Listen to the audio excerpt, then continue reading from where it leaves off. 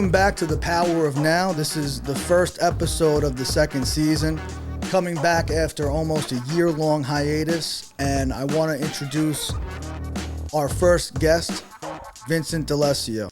Thanks, Rich. I appreciate you, man. I'm excited to see how your second season goes on The Power of Now, and I'm very happy to be here with you. Been friends a long time. Glad to sit here and chop it up with you. Absolutely. So we go back a long way, and this has been in the works for a long time. And I thought now was a great time to get it going, being that you just released your first book, The Libertarian Wolfman. I wanted to start off by asking you about, basically what motivated you to publish your first book. Oh, absolutely. Thanks. Appreciate it. Yeah, it was something I always wanted to do since I was little, honestly. I always wrote when I was younger. My mother used to bring me to the library for different things, entrepreneur club, writing club, different things. So it was something like a childhood thing that I kind of got away from. And then this year, I've been dealing with a lot of grief. I actually lost my mother tragically and unexpectedly, and I started writing this book in my travels. I traveled to Europe a lot in previous years for trips and stuff, and when I was on the plane, I didn't have the fancy Wi-Fi package, so I was just in my notes writing. So then this year, when I was dealing with some new struggles, I kind of reached back in and finished those projects, and I really recommend it to anyone. It's very therapeutic to finish something you've started, whether it's an old painting, an old song, So that's what led me to the journey of finishing it. But it's kind of been something I've always wanted to do since I was younger. Awesome, man. I never knew, and we've known each other for like probably 20 years already, and I never knew that you ever wrote. And, I've always been into writing. I've also never published a novel. Like, I've written a lot of essays, just blogs, short stories and things, but I never followed through and finished a novel. And I probably started writing 100 different books over the years. And when I saw you publish this, I was like, holy shit. Like, there's always something about like seeing somebody who accomplish something that makes it seem more realistic. And like, I relate it back to like sobriety and like when I first got clean, and I didn't know anybody who had ever used like I used and then got clean before. And, like it just seemed like so impossible to do. Like, cause I just assumed that everybody who I met in like 12-step groups and rehabs and things like that they never used the way that I used, until I like saw somebody in a meeting that I knew from my neighborhood. I was like, oh shit, this guy really did fucking get high. He really did have a fucked up life, and he was still able to do it. And there's always been something about like actually seeing somebody that accomplish something that makes it seem like more attainable. And so like, I was definitely inspired by this. Like, I actually just started like writing again, like, and it's happened in the last year, like 3 or 4 times that like I've started writing something then stopped. And like, I just like, once I saw you publish this, I'm like, I'm not stopping until this is finished. I'm going to write every single day. And I've been doing that for the last like almost 2 weeks now. And I'm like plugging along, and I think I'll be finished with the rough draft in like probably like 3 more weeks. So like I want to thank you for even doing that to make me see that, for me to be able to see that it's possible, bro. No, that's awesome, man. That's awesome. I appreciate the compliment, man. But you've always been good at writing. I remember when you were in college writing films for, you were looking at writing films for movies and stuff. And but. Yeah, man, I'm excited. I'm excited for your novel. I'm glad you jumped back on to do it. But you touched on something, man. Sobriety and stuff is something I'm real passionate about, as you know. And it's true. If anyone else can do something, you can do it too. I've always believed in that. In anything I've accomplished, whenever I'm facing adversity, how can you do that? Are you sure you can do that? All I need is to know one other person did it, and I know I can do it. Absolutely. So with sobriety, anyone out there struggling, a lot of people got sober, from similar situations, so you can do it too. And the same thing with the book. If, a dumb Guido like me can publish a book, so can you, and so can everybody else. But yeah, man, it's funny.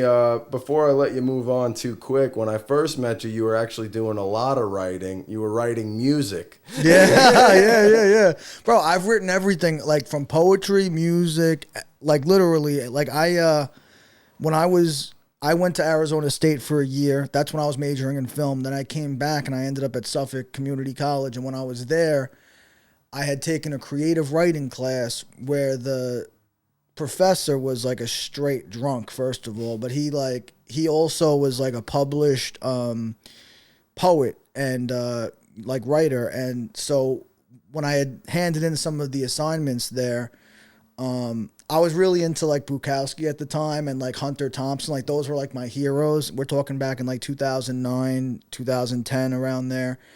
And like I was still drinking a lot heavily and doing drugs heavily, and like those were my heroes. I was like, holy shit, like if and it goes back to like, I was like, if those guys can make a living off fucking partying, then like that's what I'm gonna do. So they were like an inspiration for me in the worst way possible. But when I was in that class, I had turned in some assignments, and the professor was like, he like wrote on my paper, he's like, at the end of the year, he's like, keep writing. And like it made me like think, because even though he was like, you know, he was just like a professor at a community college, which a lot of people think whatever, like I knew he had been published before. So to me, his opinion actually did mean something. So I was like, you know, I kind of took that and ran with it a little bit. So like after that, I like kept publishing shit on, I had like a blog online. It's probably still up there. I just don't know necessarily how to find it. But yeah, like I started publishing shit, and like I always kind of had something in me that wanted to do that, but I've always had an issue with following through on things. That's something that I've struggled with over the years in all different kind of ways. So just having commitment, and you're right about like finishing things. Like when you could actually finish something that you started, there's a lot of like there's a good feeling that comes from that. So you know, like this is something where I'm like, once I could get through and like finish and publish one novel, like then I know that I could really just like keep doing that. If I could do it once, I could do it again. It gives me like a reference point to show. So like I'm really excited to see like where that takes me. And you know, even if it's just I do it one time to be able to say I did it, or if I end up going down that path and continuing to be prolific, like one of my favorite writers is Stephen King. Like I read a lot of his shit, and not that I'm unique in that, but one of his interviews, he was saying that what he does is he writes like 2,000 words a day. So like I immediately incorporated that into my routine, and it's like it's kind of like life changing, because like something about doing that, just like committing to like that's what I'm gonna do every day that I sit down and write. Like I didn't know where my story was going when I sat down and started writing it, but it's just been unfolding for me, and it's like just an interesting process. That's the best, you know, with fictional, when you just let it take its own path. Yeah, you know what I mean. That's great, man. You're really enjoying that process, you know, and that's cool. I didn't know you picked that up from Stephen King, the 2,000 words a day. Yep. That's yeah. That's interesting. So now it's kind of an interesting story. I was thinking about this on the drive over, actually. You know, you were writing music, and you were part of the group, and now he kind of went off like Justin Timberlake. Yeah. I mean, listen, everybody kind of is just doing their own thing in a way. Like, and the thing that's crazy is like Sean is like into making films now, and he's still making music too. But that's something that even when I was a kid too, bro, like I always just pictured for some reason that I'd be like in Hollywood making movies and shit. Like that's just always what I pictured doing from when I was a kid. Like, and I just always loved movies. So like naturally I wanted to make my own, because like I would write, and then I would want to like figure out like how to make this show up on a movie screen. And like that's something where like I've made short films over the years, but you know, mostly like student films, like in school. And like seeing Sean, he's going to be on the podcast definitely this season, because I want to talk to him more about that process. But like and it's just cool, because I've known a few people, and that's part of the reason why I even started this podcast in the first place, was to get people in front of the camera who have like followed their dream in one way or another. Because like I was saying before, it's inspiring, and it could take something that somebody out there watching never thought that they would actually achieve or even try to go after. It's something that, like, maybe your parents told you it wasn't practical. They told you to take the safe route. And then, you know, you're in your 30s and you're doing whatever you're doing. Not that there's anything wrong with working a 9 to 5, but, you know, you're doing a job that you hate doing every day. And you see somebody you went to high school with, like, just publish their book, or they're working in the movie industry or in the music industry or whatever. And it's just like we can't get that time back. So that's why I made this podcast, The Power of Now, because what the power of now is, it's like seizing the moment, and, like, while you have the opportunity, go and do that thing. Because, you know, when you look over time, it's not very often that people regret something that they did. It's much more often that people regret something that they didn't do. Oh, of course, right? That's the old Gary V, right? All the regrets are in the graveyard. Yeah. Did you see that post today that it was all, like, coffins with different sayings? I reposted one of them. I don't remember what it was, but yeah, no, it was really good. Yeah, it was really good. But yeah, no, I had to bring up the old rap group. That was a good or, you know, the old music. It was you know, and I still think that that origin story, I give you credit for it, the marketing side. You know, these guys, somebody used to live on High Street, so they took a picture of High Street, and this is, you know, weed was super illegal when we were growing up, so it was just like the coolest thing. I remember when I first met these guys, we were like 14, 15 years old, and they had a group, and they were going around town doing shows, and their name was High Street. So that was really cool. I give you the marketing credit for that. I'm not sure, you know, Sean made it big now. I hope he didn't make it big like the other Sean Diddy, and having freak offs. No, I'm just kidding, Prophet. I'm just kidding. But I did hear he was into freak offs now. No. Oh shit, we're gonna get him canceled next. He's gonna be like, hopefully he doesn't make a Cookie Monster video. But what else do you got going on now other than the book? Like, what's the next project that you got in the works? Man, you know, project-wise, this was the big creative for me. I'm not a big creative guy. I'm more of a real estate guy, and moving labor, things like that, more standard stuff. So this was a big creative thing for me. I definitely... You know, I mean, it's an election year. I guess it's a good time for us to pivot to that. I used to be very involved with the Libertarian Party in 2020. I was living in Myrtle Beach at the time. The vice presidential candidate, Spike Cohen, was living in Myrtle Beach at the time, and I had the opportunity to have lunch with him a couple times. So he really taught me a lot about the Libertarian Party, and you know, I used to be really involved with it, and I'd like to get involved with it again. But you know, like anything, you know, you want to make sure your efforts and everything's going in the right place. So creatively, you know, I'd like to, you know, maybe bring a group to the convention this year. You know, maybe bring a group of 25, 50 people to the Libertarian Convention. You know. And when is that going to be? They typically do it in May, like Memorial Day weekend. Gotcha. Thank you. That's typically when they do it. But you know, I'd like to bring the book there, and you know, that's the whole premise of my book. Besides the you know, the therapy of it, was I wanted to introduce everyone, because now you ask 10 people on the street what's a libertarian, 9 of them are gonna look at you like you have 10 heads. You know, what is it about libertarianism that attracts you? I guess it's just the innate human need for freedom. You know, deep inside all our cells, we don't want to be enslaved. We don't want to be owned by anything, every single person. So I think libertarianism is the only thing that comes close to touching that. Now, I kind of came up that same way, and like even when I was in college, I was a huge Ron Paul guy. I had t-shirts that were like Ron Paul Revolution, bro. All about the fucking libertarianism. Even actually going back to high school, I had my Ron Paul Revolution shirt, I remember, in like either 10th or 11th grade. And it got like either people didn't know what the fuck it was, or you could tell when people were also into Ron Paul, because they would obviously be like, yo, another Ron Paul guy, like they kind of stick together.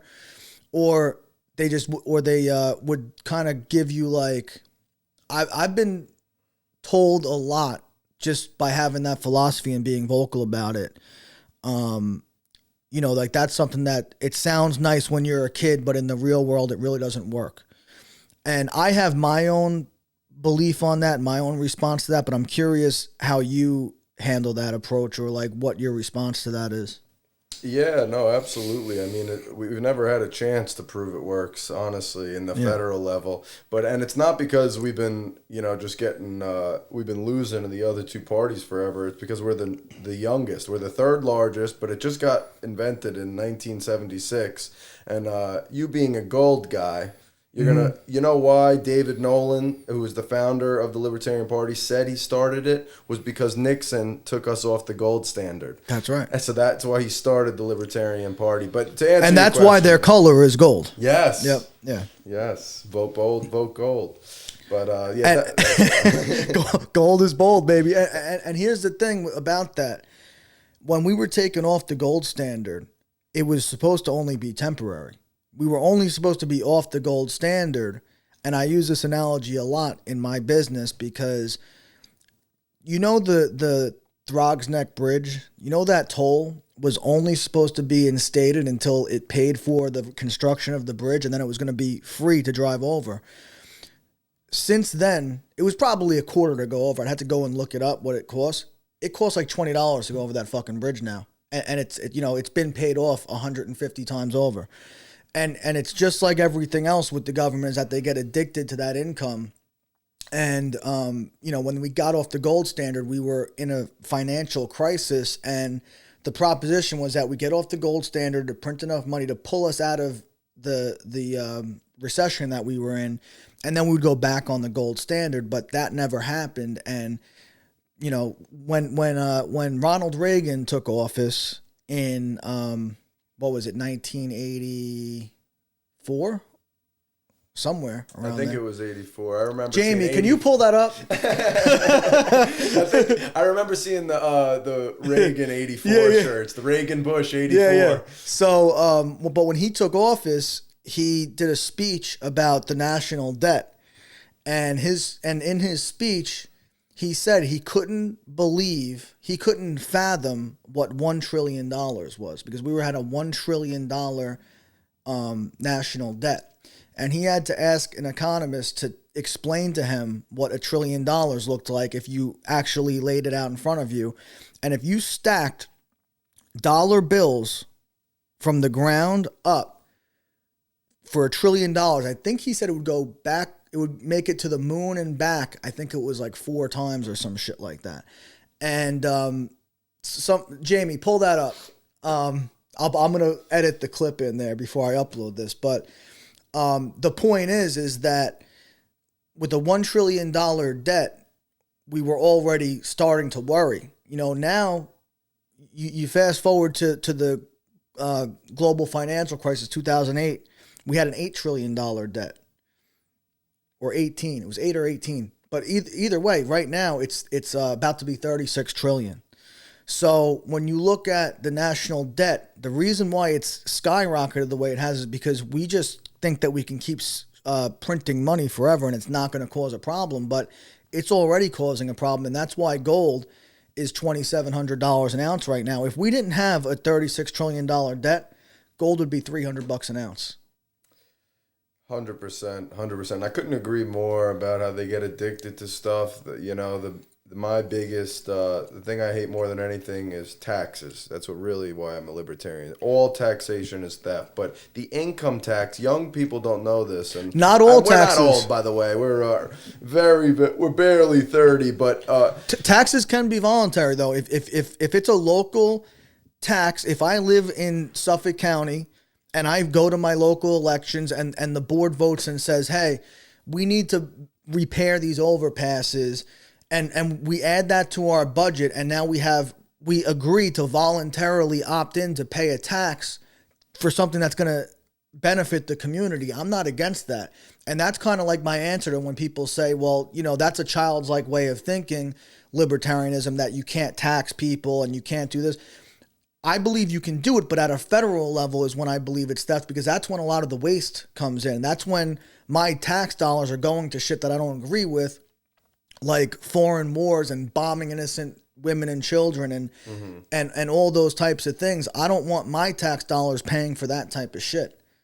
Yeah, voluntary, it's a tricky thing, because I think true voluntarism, each person should have the option to not pay in and not use that service. But how are you gonna not use the roads? Are you gonna not drive? And how do you enforce what if you're that? Someone, okay, because same way we do with Easy Pass, like that. These people paid their yearly fine to use the roads. These people, if they use it, they get a ticket because they didn't pay, because they know that they don't have a car, because they're a New York City commuter, they're a disabled person, they're this, they're that. So there's so many people, or for example, with schools, there's so many people who don't use the schools. Okay, I'll give you another example though, and this is why it could work for some things. Maybe there's a way to make it work for the roads, but like think about medical insurance, right?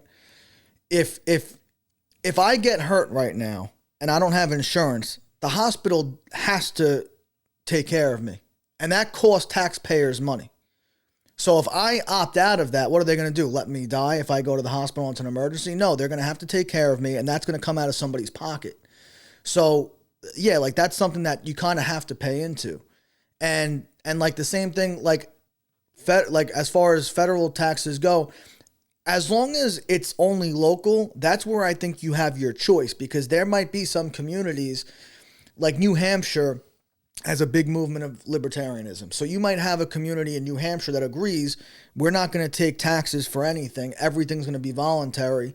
So if you want to live that way, then you could move to a place that has that kind of system in place. But if you want to live in a community that everybody agrees, well, we're all going to have the best education in the country, so everybody's going to give X percentage of their income and X percentage of their property tax, we're going to actually build the best infrastructure here. We're going to have the best local police.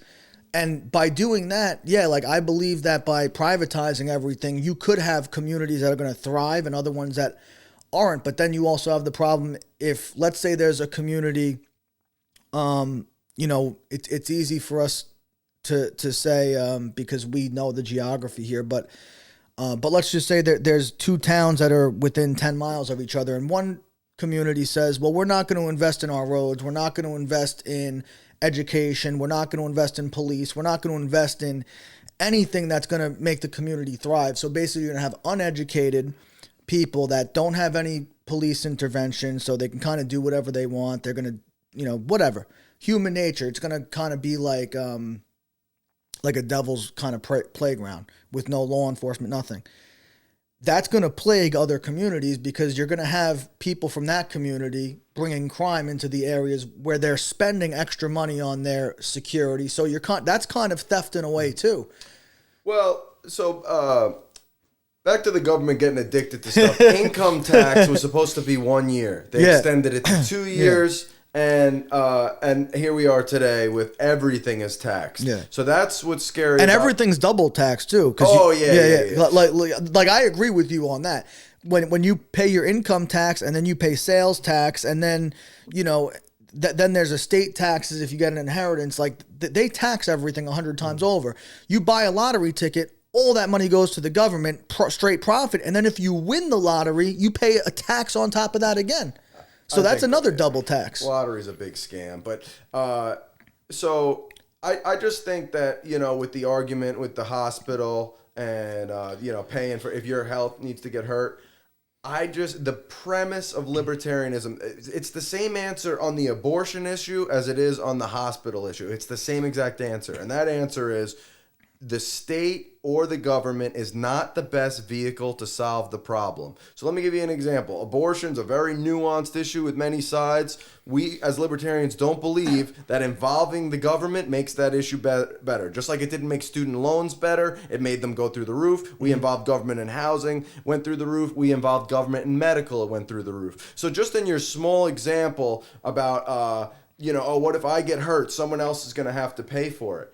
If you take taxes out of it, it's a different game. If hospitals, multi-billion-dollar hospitals, didn't have to pay income taxes, they can pay for the few people without insurance. But also what would happen under a libertarian system was each person could go to the private market and buy an affordable insurance. So more of the population is going to be insured, so the hospital is going to have to step in less and less. But not only that, but if they weren't paying taxes, they could afford that a million times over. And not only that, one thing you brought up is that when it comes to the cost of healthcare, it's so fucked up. We have the worst healthcare system because, all right, if you have to self-pay, like I'll give you the example with like rehab for drugs, because I'm a little bit more familiar with that.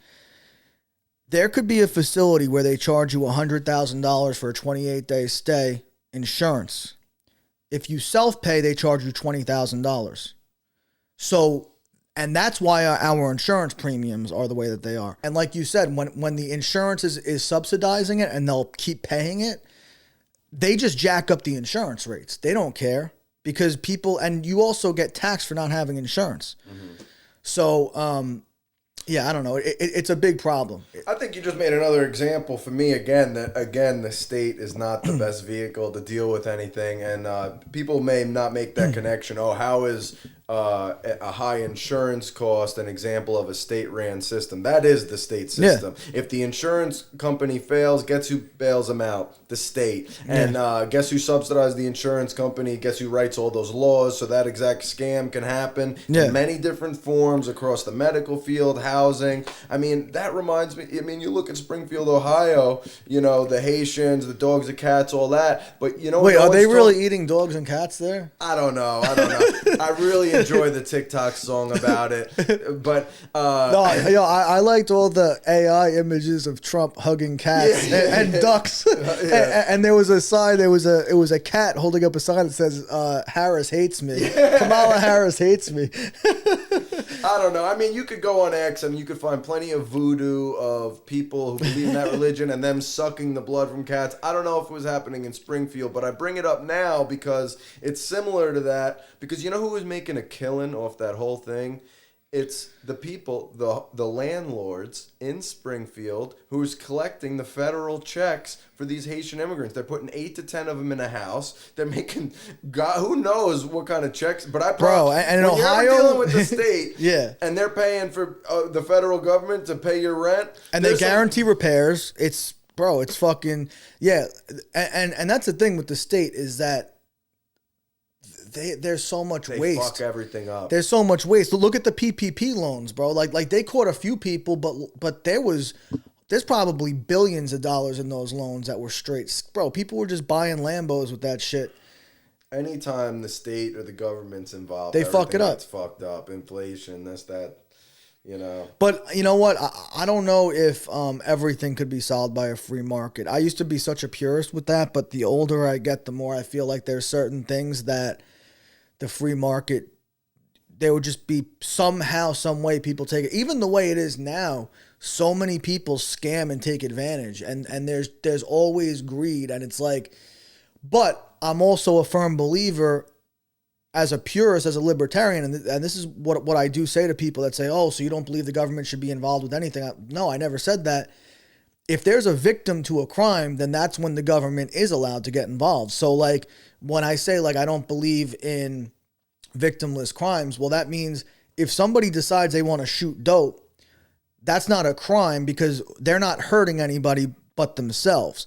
But if that person pulls a gun on you and robs you to get more drugs, well, then they've committed a crime, and that's what should be prosecuted, not the act of getting high, but the act of robbing you to pay for their drugs. Like, that's what I believe in.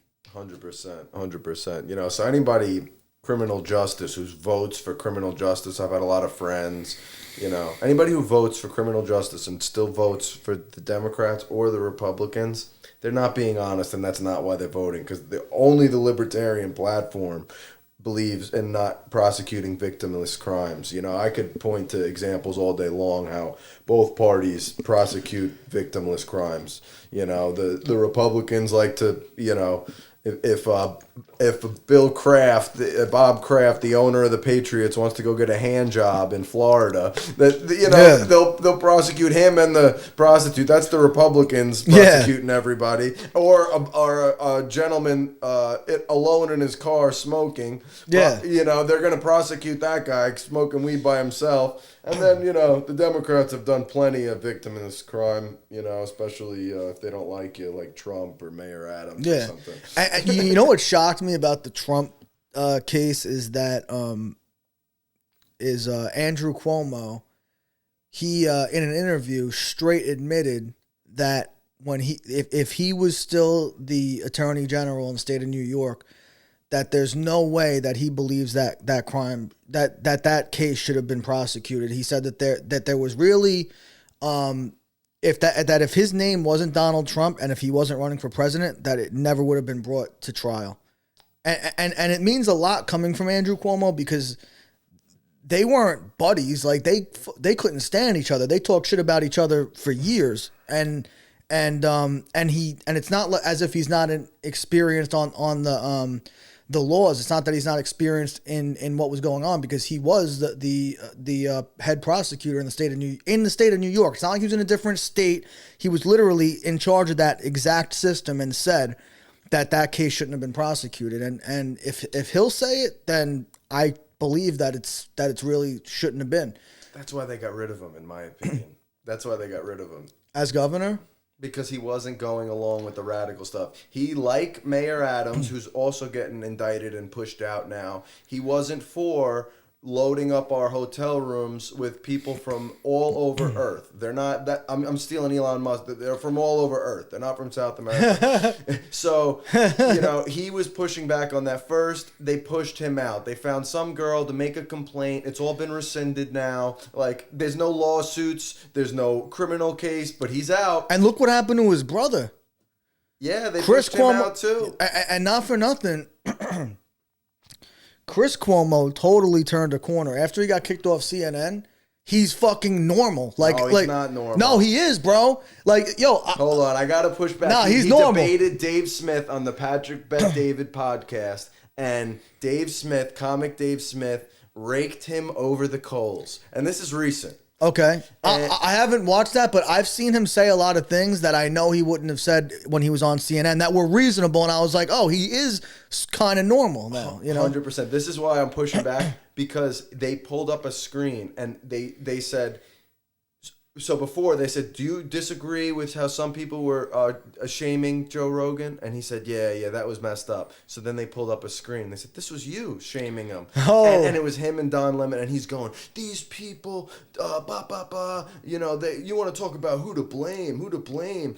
Joe Rogan, a horse tranquilizer, really? And he... with the video in front of him, wouldn't apologize and was still trying to talk his way out of it. Wow. Bad David had to change the subject. It was bad. So, but I will say, I do like the Comos, but I have to admit I have a family connection to the Comos. Do you?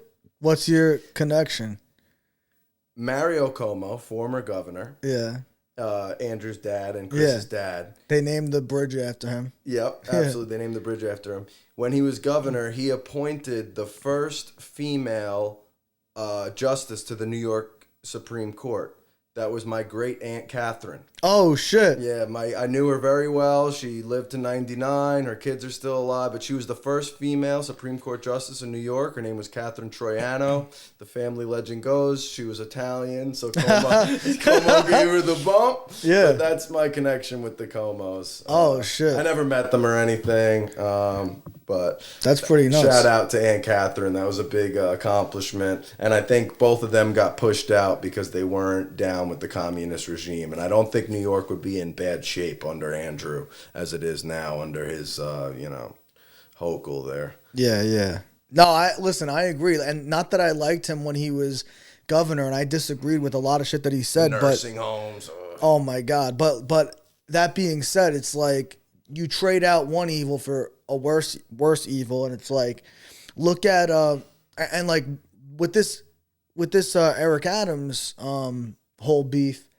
It's crazy how all the memes, they had like a picture of him and Diddy like a year previous, and he's giving Diddy the key to the city, and now they're both locked up. They're both indicted.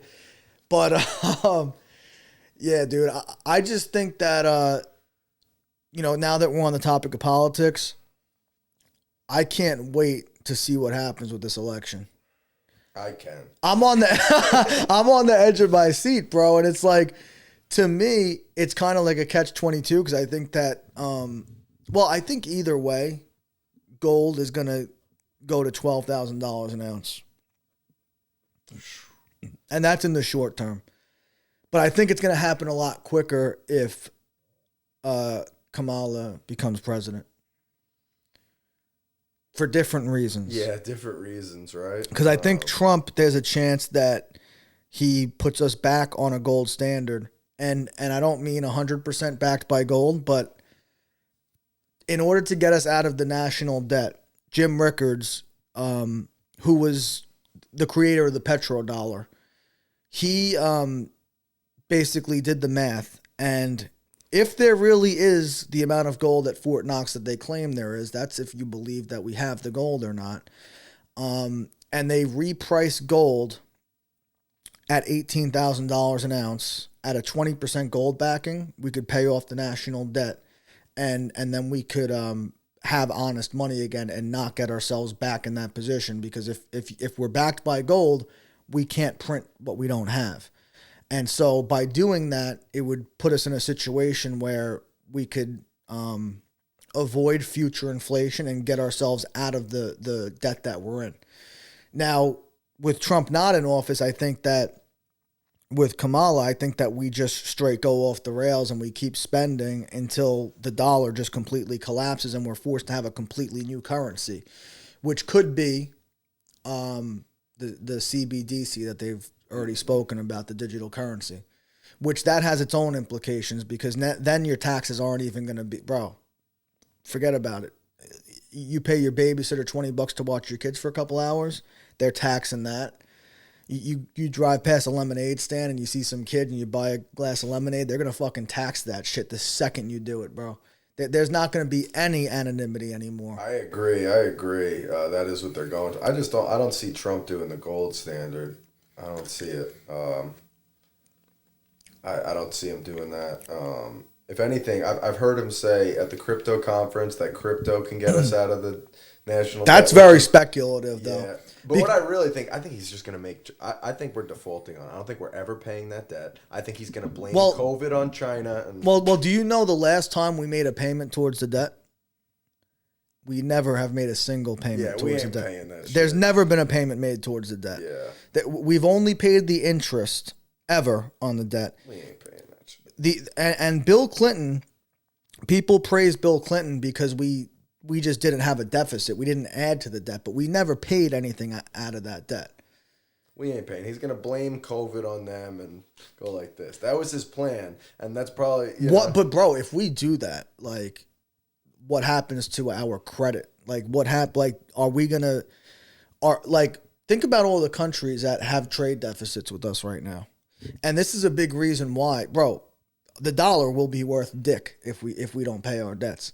If we straight default on these debts, I mean, you have the argument that a lot of these countries rely on us for defense. That's one thing I've heard people say. But at the same time, if we straight tell people they're getting stiffed, I don't think that's good for us.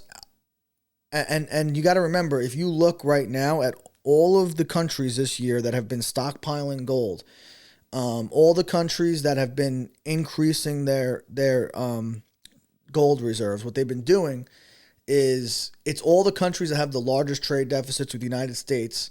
They're trading their U.S. dollars for gold because they're preparing for a world where the United States isn't going to be able to carry these kind of trade deficits anymore, which is exactly what's going to happen if we lose our credit rating. So all of a sudden, the dollar is just going to completely tank, and the only thing, and that's why gold really is valuable. It's not so much that gold is becoming more expensive, it's that the dollar becomes weaker. So if you had 250 ounces of gold 100 years ago, you could buy the average house in the United States of America. If you bought that house in U.S. dollars, it would be about $5,000.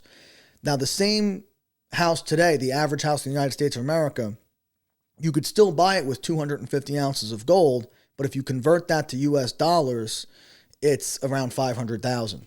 So it just cost more dollars to buy the same amount of gold. That's why gold holds its value. Yeah, no, I agree with you there. I don't think China's getting paid back, but I also don't think we're getting paid back. I think it's just a matter of time. You got the BRIC system.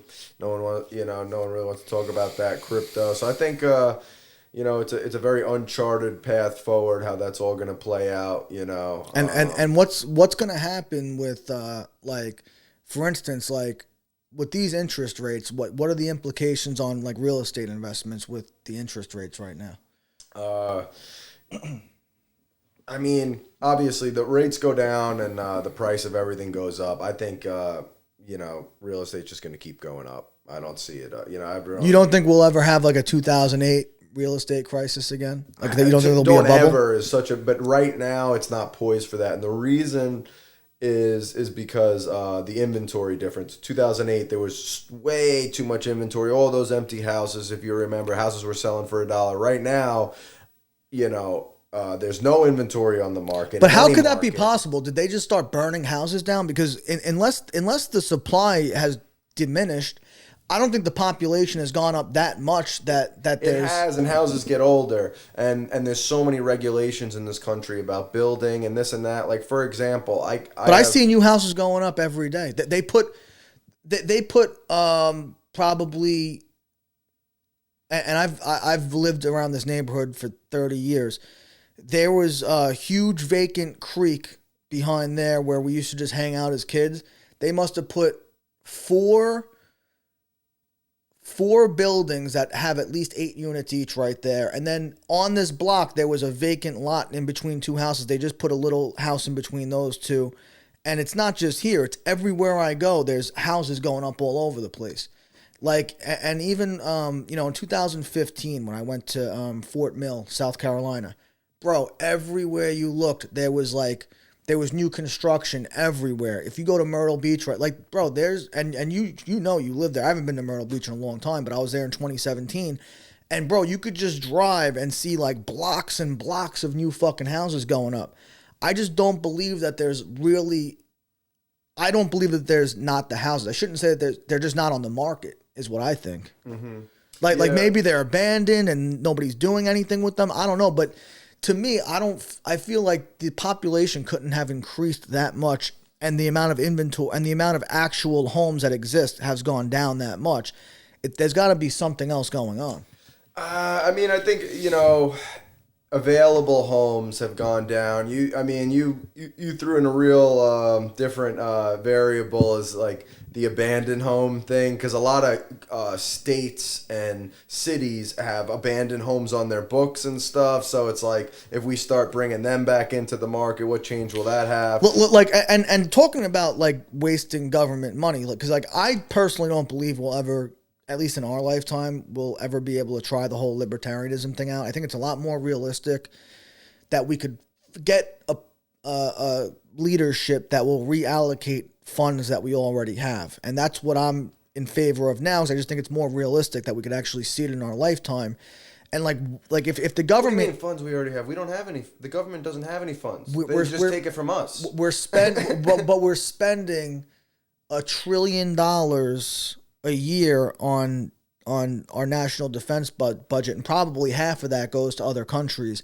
Make them pay for their own shit, and get us we're that's libertarian. Yeah, well, yeah, I get it, but I think that we could reallocate our budget in a way where, first of all, we don't have to be operating at a deficit. We don't have to be adding to the national debt, and we could still reallocate funds into bro, take some of these abandoned houses, fix them up, and put fucking veterans in there so we don't have homeless veterans on the street. Instead of giving that money to illegal immigrants and giving them Visa cards with $3,500 on them or whatever they're talking about, take that money and just fix up these houses and let veterans live in there, homeless veterans and shit like that. Yeah, It's a great proposal, and I know there's a lot of charities that do just that. So I think there's a way to do that and fix that problem. I've worked with vets a lot. I know a lot of vets, that are homeless. And that could be done through the private sector too. I'm just saying that, like, if our government's going to be spending money anyway, like, I'd rather it be spent on things that are going to help us rather than cause us to have more wars in the future, because that's what we've been doing since the 1950s. Like 9/11 happened because of shit that we did in the Middle East in the 1950s and governments that we overthrew in the 1950s. And that's if you don't believe the other conspiracies about what actually happened on 9/11. But if you believe that we actually were attacked by terrorists from the Middle East, which I personally believe that happened. I know there's people that don't believe that happened, but if you believe that that's what happened, which I do, then the reason why it happened, it's not because we're free, because there's plenty of free countries that don't have terrorists flying planes into buildings. The reason why it happened is because we've been overthrowing dictators in foreign countries and installing our own dictators that believe in our point of view and imposing our will on all these other countries, killing innocent people. And that's how you create terrorists, because you kill some kid's father who didn't do anything wrong just because maybe he was a communist. And not that I believe in communism here, but like to go into another country and kill somebody's parent or loved one because you don't agree with their politics, and then they grow up knowing that somebody in the United States came and killed their fucking father, of course they're going to want to retaliate against us. Yeah, so that I agree with you 1,000%. That's the basis of foreign policy with libertarianism. Foreign wars, invading, this, that. It's just back to like, and I hear this from so many people. Is like, since we're spending the money already, why don't we, reallocate it? Since we're doing it already. For me, it's like if you got like a bad kid, right, and it could even be your nephew or something, and. And you want him to, and he's staying in your house. Like, that's the situation. Your nephew's living with you. And you need the lawn mowed. So you're like, well, you're already staying here. I already have a lawnmower. Why don't you just mow the lawn? But every time he does it, he picks up the lawnmower, throws it through the fence, walks over and mows the neighbor's dog. I mean, just destroys everything. And the lawn is still up to here. How many times do you have to go through that experience with that bad nephew to keep saying, you know what, I need the lawn mowed, kid. Here's the lawnmower. That's how I feel with the government. I don't want them to try and do anything. I don't want them to fix the homeless problem. I don't want them to fix the housing problem. I want them to give us our tax dollars back. And to quote Rand Paul, I want government to be so small we can't even see it. So what is the role of government then? Do we have government police? So and this is all, most of this I'm saying is right off the Libertarian National Platform, the NAP principle. The only time the government should be involved is when when anyone violates the NAP, which is non-aggression principle. So if the violence, obviously, fraud, because we can't have people out here defrauding each other. Yeah. So violence against someone else, fraud against someone else, that's the kind of, intervention we need from government. We need to keep us safe, keep us informed, and, intervene in those kind of things. And we can do that at a local level way better than a federal level and even a state level in some cases. Now, I'm a states' rights libertarian. A lot of them are like, we don't even want states because, and it sounds crazy at first, but then you get to thinking, you start thinking about New York State, how much power they have. Yeah. They can fine Donald Trump for $400 million because they feel like it, whether you hate the guy or love him. There's no, credence to that case. They could lock up whoever they want. New York can do whatever they want. If they don't, Jeffrey Epstein was locked up at Rikers and so New York is like, you don't think Epstein killed himself? I don't think anybody does, Yeah, nobody. Yeah, I don't You think Bourdain did? That's an interesting conspiracy. No, because I've heard that he had shit on Hillary. Yeah, that went around Reddit really hard. It's just it's never been proved that he had the dirt, but it's funny because they blame his. His ex, because he sent her this text about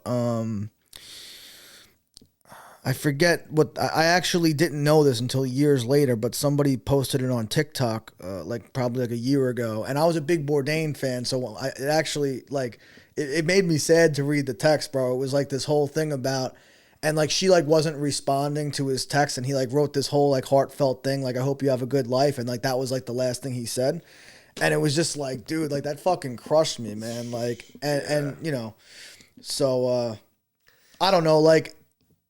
But I do think that the Clintons were tied to a lot of mysterious suicides. Like even the guy who he shot himself in the back of the head like 3 times. Vince Carter. Yeah. I'm pointing to myself because my name's Vince. Yeah, he shot himself in the back of the head 3 times somehow. Yeah, Vince Carter. The thing is, so Patrick Bet-David had Elliot Spitzer, the former mayor of New York. Oh shit, did he? He had him on, and he grilled him on every single thing we're talking about, and every single person tied to the Clintons who was suicided, who committed suicide. Yeah. And he questioned them on each one, and not for nothing, being fair and objective, Elliot Spitzer had an explanation of each person on that list, and he said he knew each one personally, and he got very upset. And he, you know, I've never heard the Vince Carter thing. I always thought it was like an open shut conspiracy, like a guy shot himself in the back of the head 3 times. The Elliot Spitzer spin is like, we've looked into that.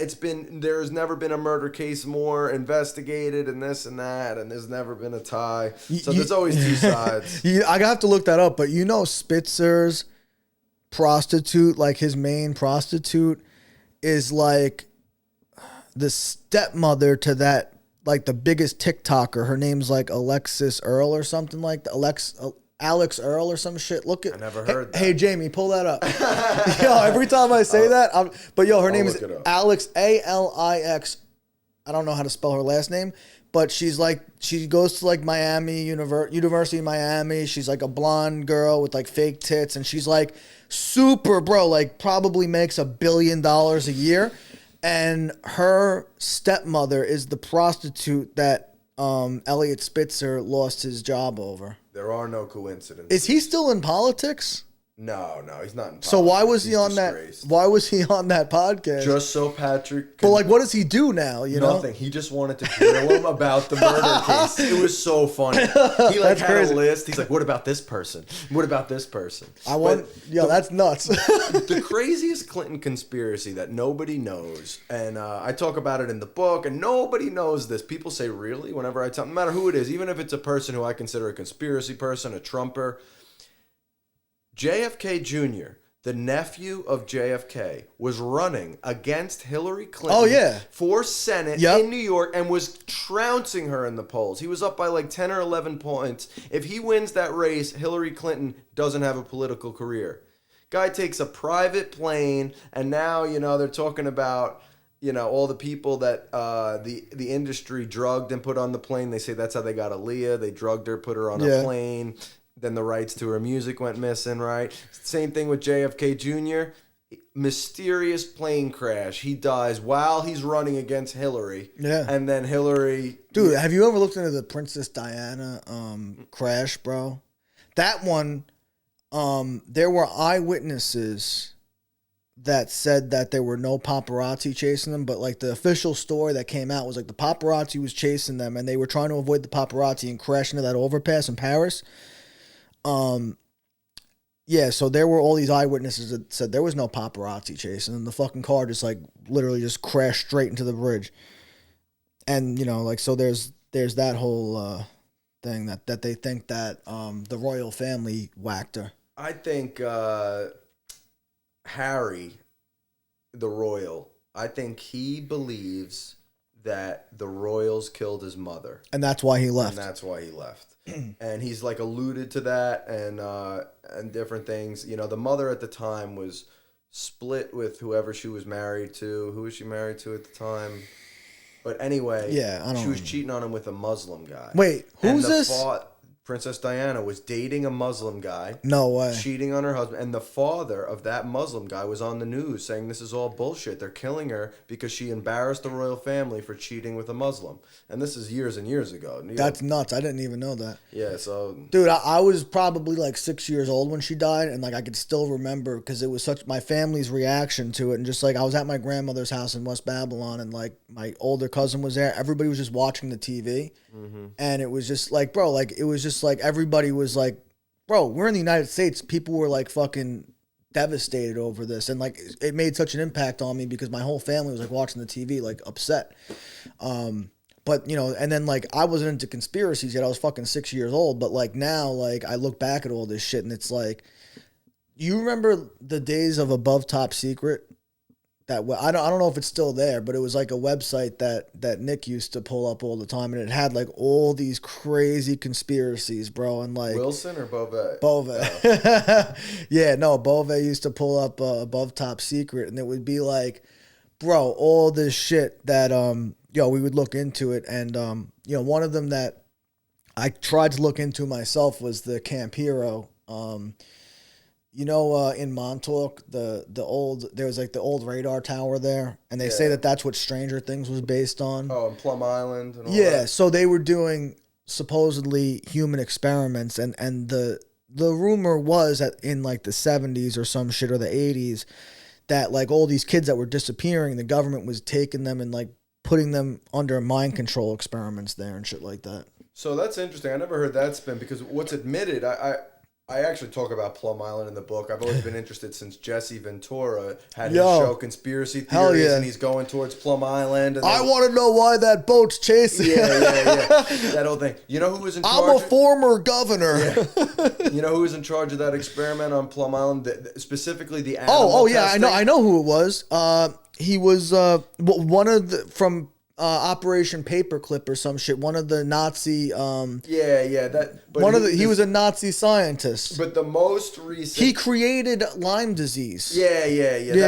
And it was Lyme disease was created on Plum Island. Yeah, exactly. We're definitely getting canceled after that statement. That was bio warfare, bro. You know that's why they brought who was it? Fauci. What do you mean? Look up Fauci Plum Island animal experiment. Oh, we're fucked. During COVID, when I was like posting nonstop. Is that where the Montauk Monster came from? Remember the Montauk Monster, bro? People don't remember that shit. I wrote about that too. Did you? Honestly, this book was me like writing all my conspiracies down so I don't forget them. Montauk Monster's in there, JFK Jr., Plum Island, and it's literally that's what it is, so I don't forget them. But that's in there too, and that was all Fauci. And there's still not an explanation. There's still no explanation for that Montauk Monster. I looked it up a couple years ago. They never figured out what the fuck that was. It's because that's what they're doing with animals out there. And then if you tie that into Alex Jones, what he says they're doing, and so Tucker Carlson has his thing. He's going around the country, speaking to different groups, and Alex Jones was one of the guests. And Alex Jones gets on there and he says, in the 30 years ago, I proved to the world with a patent that they were mixing spiders and pigs, and it would have armor around them like a spider, but it was really a pig. He says that was 30 years ago. And then he's talking about the goats, chimeras, and this and that, goats with people and this with people. He goes, this is 30 years ago. He goes, I proved it then. And he's like, look it up. And everyone in the crowd's going nuts. He's like, what do you think they have now? Is that why Alex Jones got canceled, or? No. Because here's the thing about Alex Jones is that he got away with exposing shit for decades. And then that Sandy Hook thing happened, and they yanked him off every platform. And here's my thing about him getting yanked off the platforms. Not only getting yanked off the platforms, but him getting sued like successfully for what was it, $900 billion or some shit? Yeah, it was $1 billion. $1 billion. Oh, so 900 million maybe. Yeah, it was like just under $1 billion.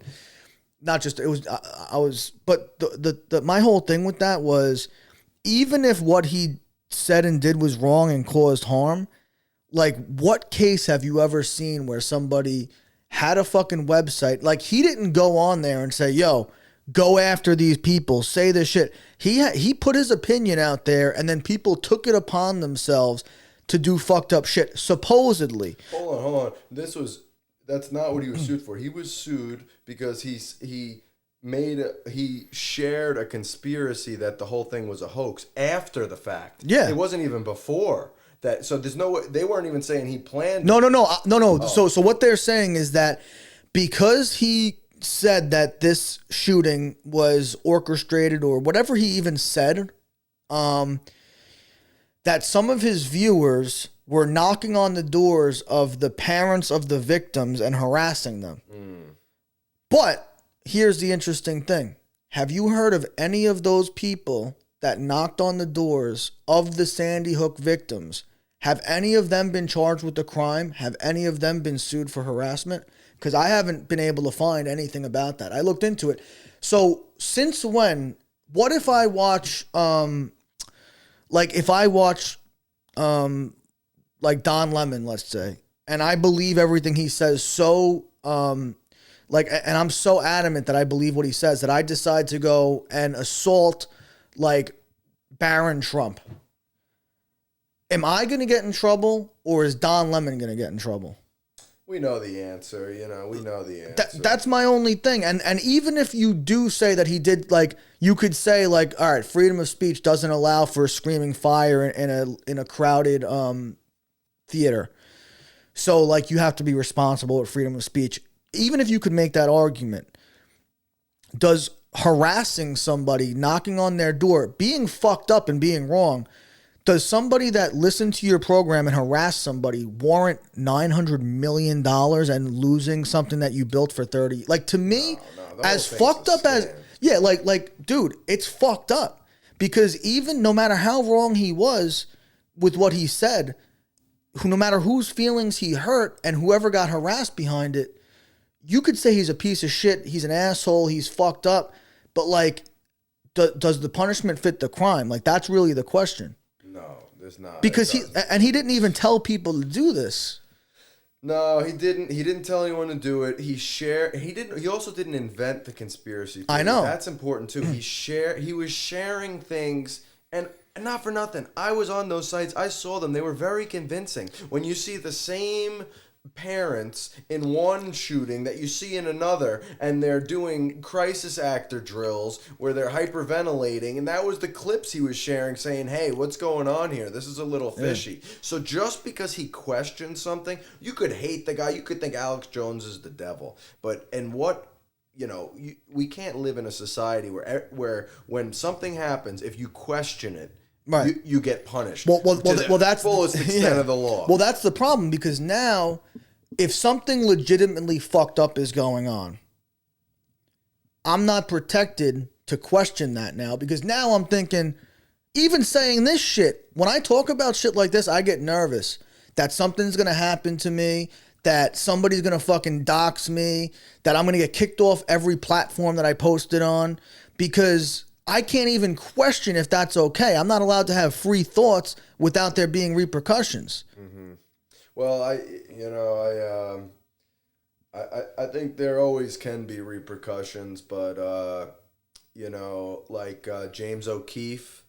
Yeah, what's his thing called again? I've followed him on Twitter. It used to be Project Veritas. Yeah, Veritas. This is actually a very important. Well, I was just gonna say, before I move on to O'Keefe, I just want to say, at the end of the day, we all have to look ourselves in the mirror, and I just want to say Alex Jones is a hero and a pioneer, and whoever that upsets, I'm sorry, but if I never get another chance to say that publicly, I want to say that. But James O'Keefe, man, his new thing, Line in the Sand, he went undercover with the cartel and filmed the whole experience.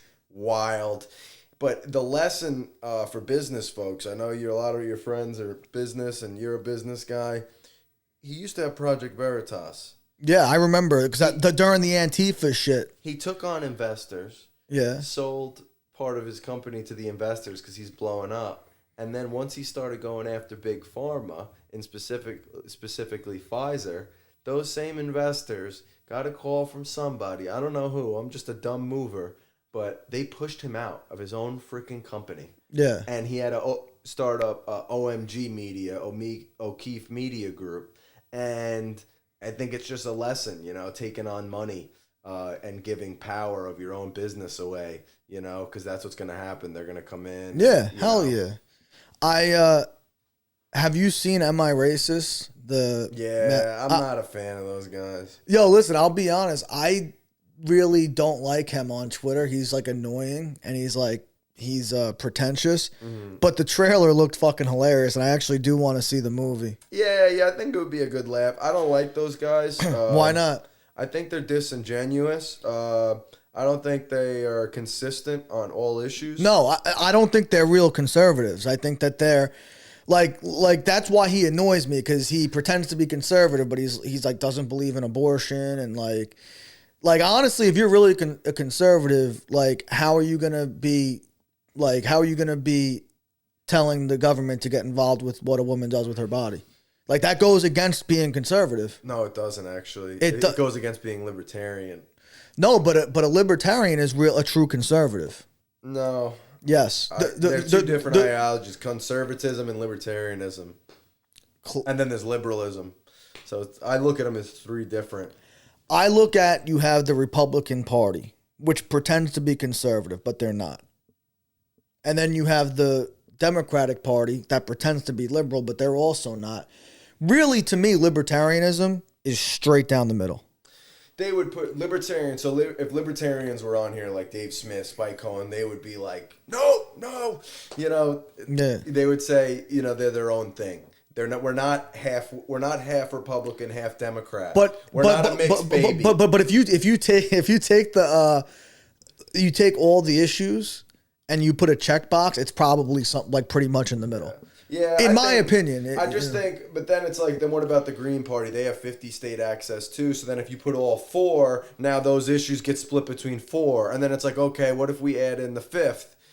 And I could keep going. There's the Working People's Party. There's the these are all. And then wait a minute, you know, you got Andrew Yang. I like Andrew Yang. He started one of my beefs with him is he went third party, went independent. Now he went back to Democrat, just like RFK. But both of them, they wasted hundreds of millions of dollars starting another party.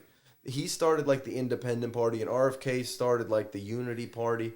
But it's like, why didn't they just help the existing third parties? Because they both ended up going because they didn't get the So Yang wouldn't jive with libertarianism no matter what. He believes in like universal basic income and a lot of shit. There's actually a crossover there. There's crossover there. You know, the Libertarian Party is a big tent. You know, I think there's crossover there. There was this guy Zoltan who ran for president, and he was a UBI libertarian, or he called himself a humanist, a transhumanist, not like trans what? Oh shit! But no, like listen, I don't like. I see the case for UBI in the future when AI takes a lot of jobs, and like people are gonna have to like when there's not enough like work to be done. I think that what we're gonna have to distribute is like there's gonna be other things that need to be done that aren't necessarily work, like maybe childcare, like for instance, like it might be a more like go back to like the old ways of like where there were tribes where like it takes a village to raise, you know, a family type of thing. Like I don't know, I'm just thinking out loud here, but like there just might not be enough jobs. Like think about if there's no truck drivers anymore. There's no factory workers. There might not even be fucking construction workers the way that there are now. Like they'll still probably have to have a foreman. But if like that robot video you showed me, if they have fucking robots building the houses and just like a supervisor there watching and controlling the robots, like there's not going to be a lot of fucking jobs. Like there'll still be salespeople. I don't think AI can do sales. Oh yeah, they can. If they could do that, they could do sales. What about because the AI robocalls? I have real estate. Yeah, but they suck, bro. They suck. They do. I've had them call me before. I have too, and I had a partner of mine. Maybe in 20 years they'll be better, but the numbers they're putting on this year, they're closing 70%. See, in my industry, and I know in insurance industry too, because I have friends that are in insurance, they can set appointments. That's it. They basically set appointments and they can qualify leads. So they'll call if you have 100,000 names and you put it on a dialer. They'll whittle down 100,000 names and take like 90,000 that are never going to buy anything, or at least they're not interested in buying right now. They say they're not interested. And only the people that say they're interested, they'll like find out what their income is, how much they want to spend, this and that. And then you get a qualified lead. But the problem with that is there's still waste there, because I can't tell you how many people I call where the first thing they say is, I'm not interested. And I'm able to be like, oh yeah, I'm not selling anything. I just wanted to ask you a question. And then I'm able to like keep a conversation going with them because I'm human and we're just talking bullshit. And after I stay on the phone with them for a half hour, we start talking about, maybe it might not be out of the question to roll over my IRA into gold, because I was patient and I was able to not even think about getting the results, but having a conversation with somebody, relating, building a rapport, which I don't think AI is going to be there anytime soon. I agree. And like, an AI isn't going to be able to figure out the nuances yet of like, well, yeah, this guy is just trying to rush me off the phone because he doesn't want to spend money right now. But if I talk to this guy, we might hit it off, and then I could find out shit about him, and it just might not, you know what I'm saying? So there's things with sales that just can't be done. There's things in entertainment that can't be done right now. I don't think you could have an AI comedian, an AI film writer, or novelist. It might be that way 100 years from now, but I think creative jobs are generally safe, and sales jobs are a little bit more safe. Entrepreneurship is more safe in the shorter term, but like labor jobs and like, bro, even like the people that work at fast food restaurants, Taco Bell doesn't even have somebody taking your order at the drive-thru anymore. It's AI. Yeah, no, I'm with you. I just don't know how UBI. I don't think UBI, again, I don't think the government is the best vehicle to solve the AI problem, and that would be the government solving it is with AI, but with UBI, I mean, and I don't think that's the best vehicle. And it's like, well, we have to pay people because there's no jobs. Well, what are they spending money on?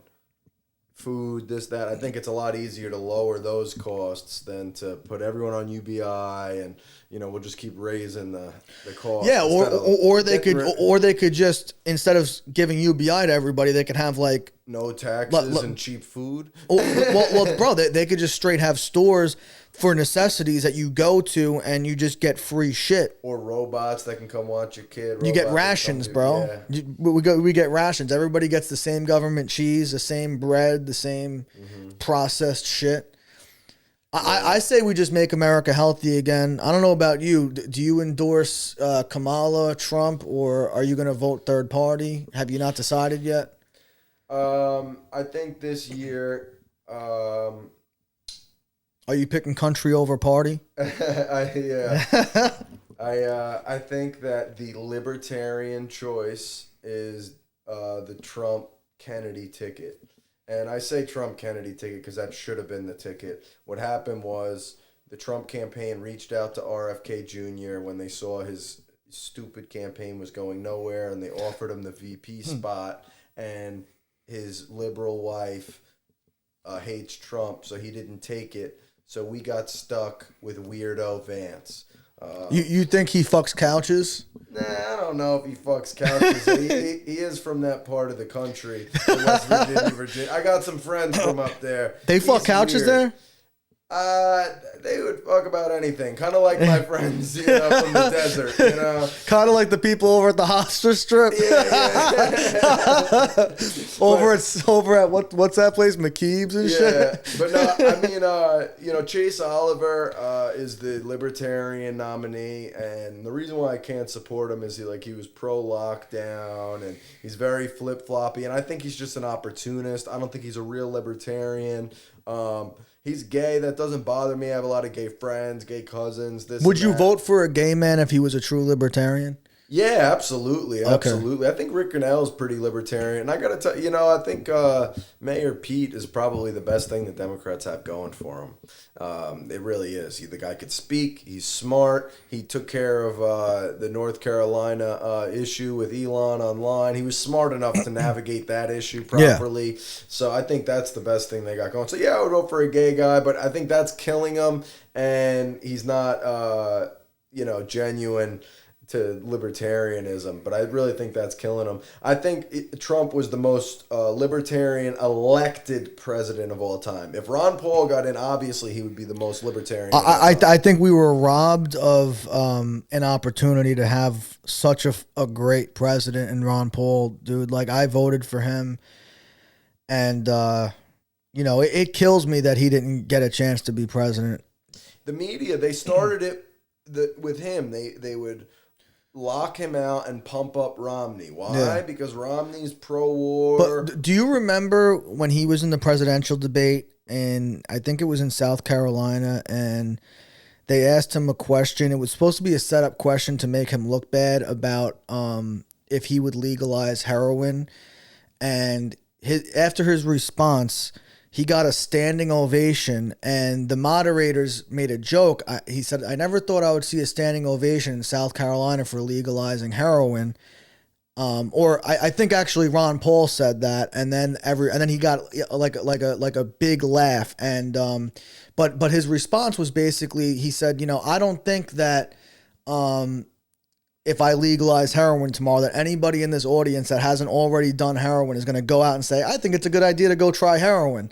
And that's when he got the laugh, and he drove the point home that it's like, this isn't about, like, prohibitionist laws don't keep anybody safe. They don't prevent anybody from using drugs.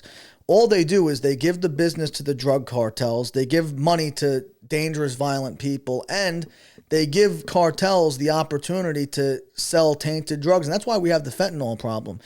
If drugs were not criminalized, then people that are already drug addicts, that are already going to use drugs regardless one way or another, they're going to buy what they know that they're looking to buy. It's going to be cheaper. It's going to be safer.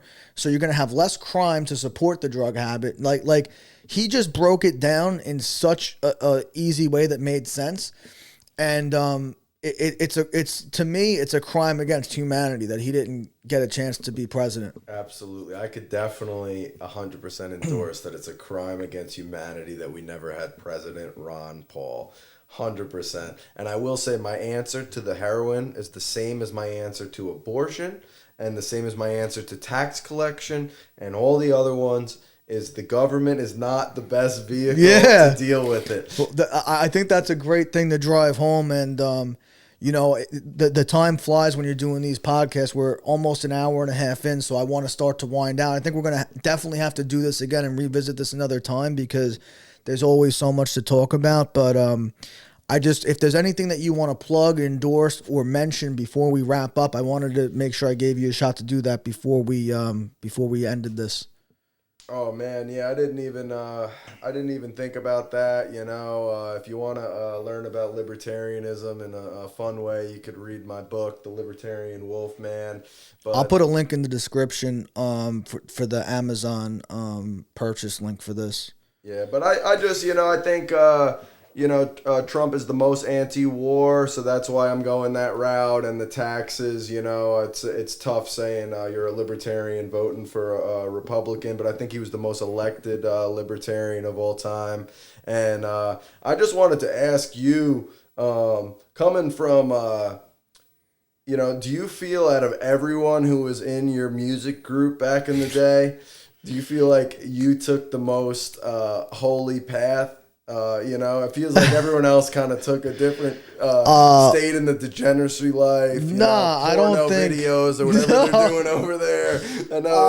I think parties. I think we all did our fair share of fucked up shit. I probably did enough dirt in my time getting high to last me a lifetime and then some. So I'm not here to judge anybody's path in life. I just think that and I think, honestly, everybody's kind of doing good things in their life right now in different ways. And a lot of people are still being creative. I think that I kind of sold my soul for a lot of years and walked away from being creative because I found something that I was successful at, and I went all in. I doubled down on it, and I kind of walked away from doing anything creative for so long. And part of what made me want to start podcasting again, because I podcasted back in the Ustream days, in like 2010, but I didn't have any fancy equipment. I literally just had like a webcam and like shitty audio. But I wanted to get back into doing creative shit, 'cause I noticed that like people that I grew up with were still putting out content in one way or another. They were still making music. They were making films. More than one person I went to school with has been in, submitted work to short film festivals, done things that make me say like, damn, like I could have done that. And like a guy that I used to do stand up with, I hope I can get him on the podcast one day. He's blown up in comedy, Nick Alex comedy. And I used to do stand up with him when like 10 years ago. And we would do open mics together. And I see this dude on fucking like Instagram getting like millions of views and I'm like, holy shit, bro. Like I saw it and I was like, if I never stopped doing stand up, like I could be on the same level of my career as him. He's flying all over the country, headlining shows already, and I'm like, dude, like that's where I would be if I didn't like stop working towards that goal. And I just realized, I was probably like 31 at the time when I started really thinking deeply about this. I'm like, dude, like I'm still young enough to like have years to pursue something, and I'm not gonna let another 10 years go by. And so like I actually commend like Sean and Gaffney, the guys that like kept on like doing something that they really wanted to do, and kind of stuck to it. Like I look at myself, like I threw a lot of years away, and I did a lot of things. I made a lot of money and spent a lot of money and had a lot of experiences, and I don't regret anything because I took stuff from all those things. But now it's about like what's really important to me. Is it important to me to just only focus on being a financial success, or is it important to me to do something that makes me feel like I'm fulfilled? And like that's really what this is about, is like, making content, being creative, writing, podcasting. Like I enjoy doing all this shit to the point where like I don't care how busy my life is and how full my plate gets. Like this is something that's important to me. Bro, that's awesome, man. That's awesome. I'm excited to read your book. I know you're coming out with a gold subscription here soon. Hell yeah. I don't mean to blow the whistle on it, but I'm excited for that and the novel and all the other creative stuff you got coming down the pipe, man. And I hope you get back on stage soon too, and we can Absolutely. hear some jokes. You know what I mean? Absolutely, and that could happen. You just never know. Nothing is out of the question for me. And, I wanted to say this: if you own a business and you think that my audience is in your target market, if you want to sponsor the podcast, reach out to my email. I'm going to put in the description. We're looking for sponsorships, and we're also looking for donations to help keep the lights on here. So I'm going to put my crypto wallets in the description too if you want to send a donation.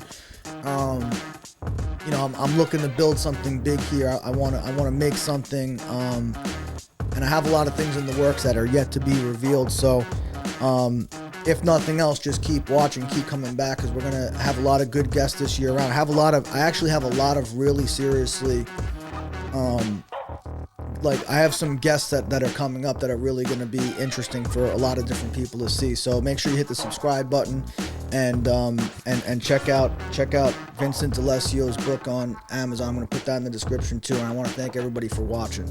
Thank you. Thanks, Rich. I appreciate you, my brother. Absolutely, always. Wolf.